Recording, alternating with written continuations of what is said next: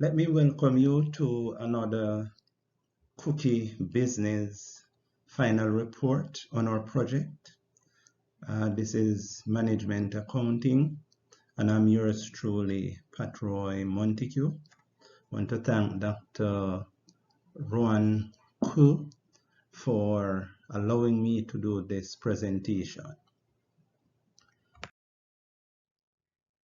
The cookie business specializes in producing 3 products: chocolate chip, sugar, and specialty. There are 6 areas that we are going to be focusing on during our presentation. The areas are contribution margin and break-even point, absorption and variable costing. We're going to be looking at special order, internal rate of return, cash budget, material and labor variance. Each of these will be evaluated to determine the profitability, the operational and budget efficiency of cookie business. So let's go into it. We want to start by looking at the contribution margin and break-even. As you will notice that the contribution margin is here for the 3 different specialty. For the chocolate chip, as you can see, it's 1,185,000. For the sugar, it's 676,200. And for the specialty, it's 969,000. Now, when you look at the contribution margin per unit, you see that for chocolate chip, it's 79 cents. For sugar, it's 69, and for specialty, it's $3.23. And of course, you would divide the number of units into the contribution margin to get the per unit. The weighted average, of course, is just the average of the per units, right? Which you see is 1.018. And of course, the break-even units, which is the amount of units that is required at minimum to sell in order to prevent a loss, is 122,783 across the board. So that's the break-even unit. Now, we're going to move to absorption costing and variable costing. And of course, you know, absorption has to do with the total costing. So absorption costing you see here per unit is $2.09. The ending inventory is 5,814,000, and that's the value of the ending inventory. For the variable costing per unit, it's $2, and the ending inventory is 5,560,000. So variable costing, of course, is the most helpful method to managers because it's extra units does not require fixed overhead cost apportionment, and that's according to Caffrey and Wentworth. Okay, now so we look at special order, and as it relates to a special order, the special order to cookie business require an extra 1,000 units of cookies. The seller is ready to discount the price by $1 per unit to $2.75. The order comes with an extra cost of $600 for printed design. Revenue generated from the special order quantity, of course, is $2,750. The net profit from special order is $150 after deducting variable and other costs. Now, it is prudent, as we see, because there's a profit that is made. It's prudent and economically viable for the company to accept the special order, right? Now, if we look at the IRR, we will realize that the outlay initially to purchase the new equipment is $250,000. The expected annual increase in sales is $48,000. The time frame for this is 7 years. Now, the acceptable rate that is needed is 9%, and the present value annuity factor is 5.0330, and the internal rate of return is 8%.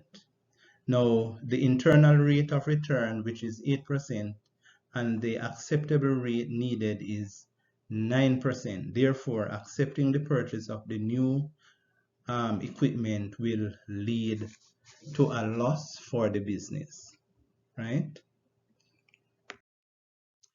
If we look at the cash budget, we realize that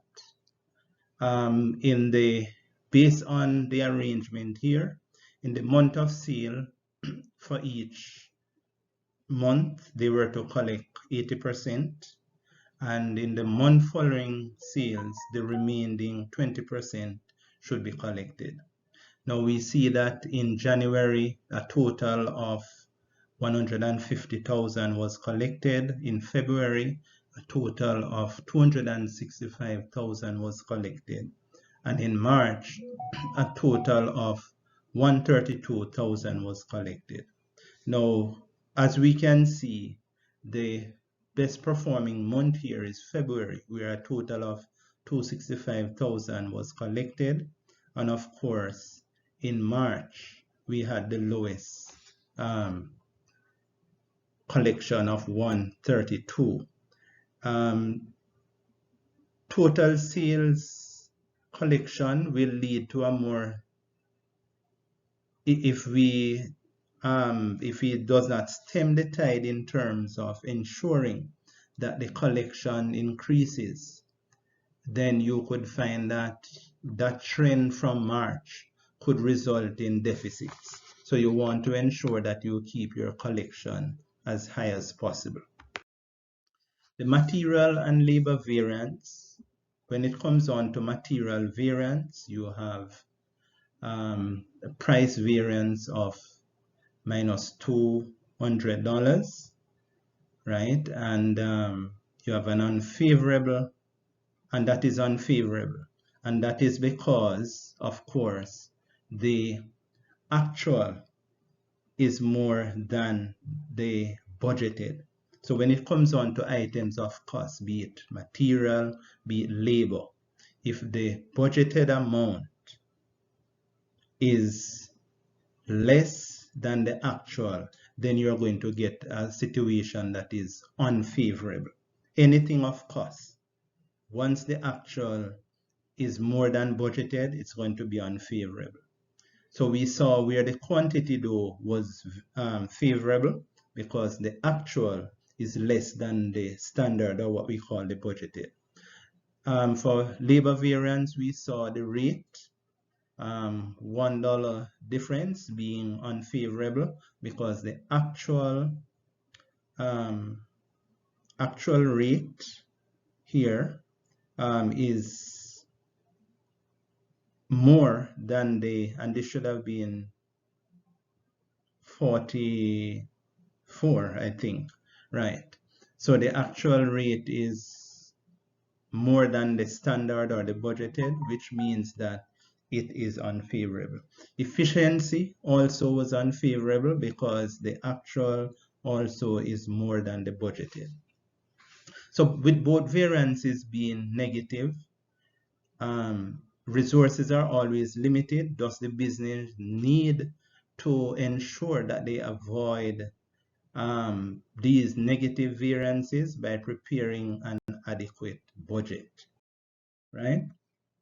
In concluding, the profit and loss analysis shows cookie business is very profitable. It's a very profitable enterprise, making $2,705,200. Its break-even point as 122,783 units against annual production of 2,780,000 pieces. Specialty cookie at the highest contribution margin, as we saw, of $3.23. The variable unit cost of production was $2, while full per unit was $2.09. According to Dutta et al.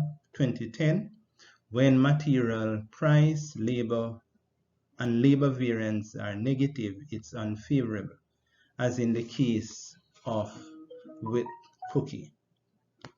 Now, recommendation in closing: variable cost aids managers in determining contribution margin, break-even, and profitability of special orders.